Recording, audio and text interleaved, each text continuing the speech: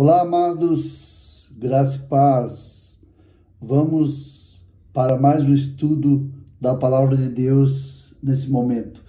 Abra sua Bíblia no livro do Apocalipse, no capítulo 3. Apocalipse, capítulo 3. E vamos ler aqui a partir do versículo 14.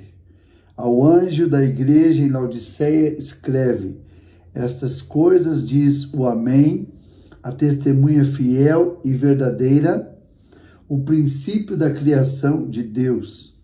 Conheço as tuas obras, que nem és frio, nem quente. Quem dera fosses frio ou quente.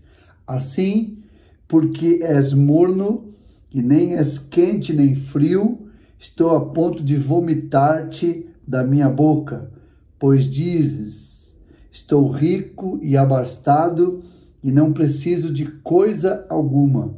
E nem sabes que tu és infeliz? Sim, miserável, pobre, cego e nu.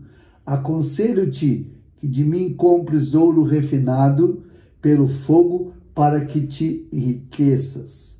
Vestiduras brancas para te vestires, a fim de que não seja manifesta a vergonha da tua nudez, e colírio para ungires os olhos, a fim de que vejas. Eu repreendo e disciplino a quantos amo. Sê, pois, zeloso e arrepende-se. Eis que estou à porta e bato. Se alguém ouvir a minha voz e abrir a porta, entrarei em sua casa e cearei com ele e ele comigo.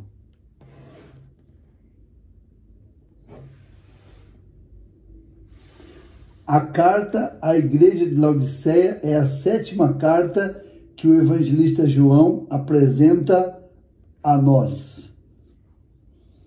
É uma carta exortativa, aonde o Senhor diz àquela igreja: conheço as tuas obras. É importante que nós saibamos que o Senhor conhece as nossas vidas. O Senhor conhece-nos em todos os sentidos. Conhece o nosso coração, nossa mente, conhece inclusive aquilo que estamos para falar. Ele já nos conhece, ele sempre nos conhece. E isso ele diz à igreja de Laodiceia: eu conheço as tuas obras. Esta carta é uma das cartas mais duras das cartas escritas às igrejas da Ásia no livro do Apocalipse. Veja bem, meus amados, o que o Senhor aconselha aquela igreja e aconselha a nós nos dias atuais. Se você acredita que o teu dinheiro, a tua posição, a tua condição social, ela pode todas as coisas, o Senhor diz que não. Você é pobre, você está cego, você está nu, você é miserável, você é infeliz. E você precisa passar por esse processo de vestir as vestimentas do Senhor, de comprar o ouro que é a palavra de Deus, que são as coisas espirituais vindas do Senhor, para que você possa prosperar realmente, para que você possa ir bem de acordo com a vontade de Deus. E o Senhor diz também que ele repreende e disciplina aquele que ele ama. Sê, pois, zeloso e arrepende-se. Então, o Senhor, muitas vezes nós passamos a mão na cabeça daqueles que estão errando, daqueles que estão cometendo algum tipo de pecado ou fazendo coisas que desagradam a Deus. Porém, o Senhor, ele diz assim, claramente: eu repreendo. Eu chamo a atenção daqueles que eu amo. Ou seja, o Senhor quer que nós entendamos que quando ele nos repreende com circunstâncias, ou através da palavra, ou através de um conselho, enfim, que nós tenhamos a capacidade de entender que ele está fazendo isso porque ele nos ama, porque ele tem cuidado de nós, porque ele não quer que nós nos percamos, porque Ele não quer que a igreja dele deixe de fazer a sua vontade. E hoje a igreja, ela está muito aquém da vontade de Deus, está longe dos caminhos do Senhor. Nós nos espelhamos muitas vezes em Israel e lembramos a quantidade de vezes que o Senhor exorta Israel, que o juízo vem sobre Israel, e esquecemos que nós somos o novo Israel de Deus, e esse juízo de Deus tem vindo sobre muitas igrejas, sobre famílias de pastores, líderes famosos, conhecidos, têm sido corrigidos pelo Senhor, mas eles não entendem que aquilo vem de Deus. Aquilo é permitido por Deus para que haja um arrependimento. E ele diz aqui, sê pois zeloso e arrepende-se. Então, quando uma circunstância difícil nos advém, é porque o Senhor quer que nós nos arrependamos daquilo, que a gente corrija aquele caminho pelo qual nós estamos andando e comecemos a andar de acordo com a vontade dele. E hoje nós vemos exatamente assim. Há igrejas que avançam, que compram, que enviam, que fazem e que acontecem, enfim, mas a realidade, aos olhos de quem realmente interessa, que é aos olhos de Deus, essa igreja, ela é pobre. E diz aqui, a palavra de Deus, no 17, que eles achavam que eram tão ricos que não precisavam de mais nada. Porém, a realidade espiritual daquela igreja era uma igreja infeliz, miserável, pobre, cega e nu. Veja essas características, infeliz.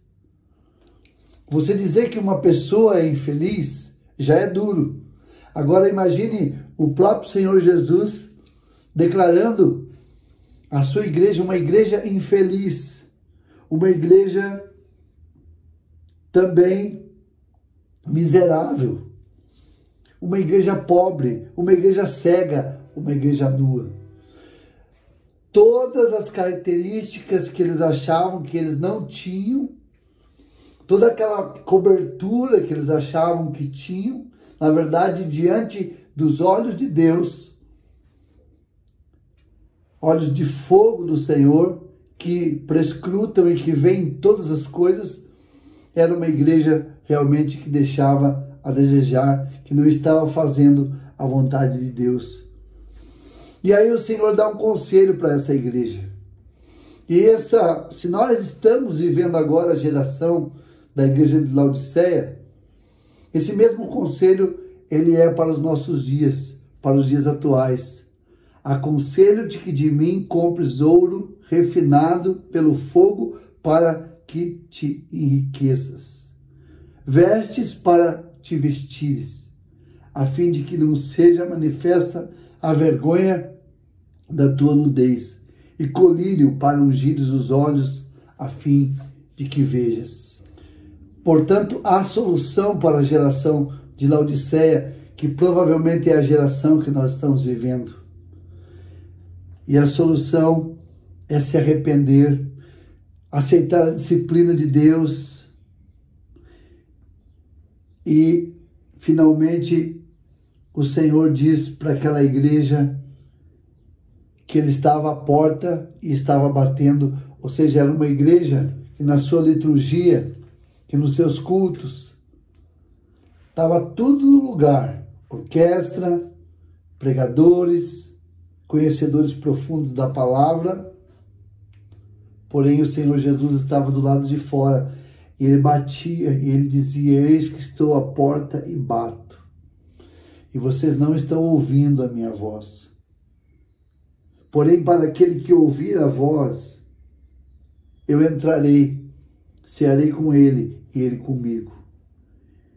E aí no final ele diz, ao vencedor dar-lhe-ei sentar-se comigo no meu trono, assim como também eu venci e me sentei com meu Pai no meu trono. Quem tem ouvidos para ouvir, ouça o que o Espírito diz às igrejas. Amados, o processo para que o Senhor Jesus sentar-se ao lado do trono do seu Pai. Foi um processo doloroso, difícil, complicado.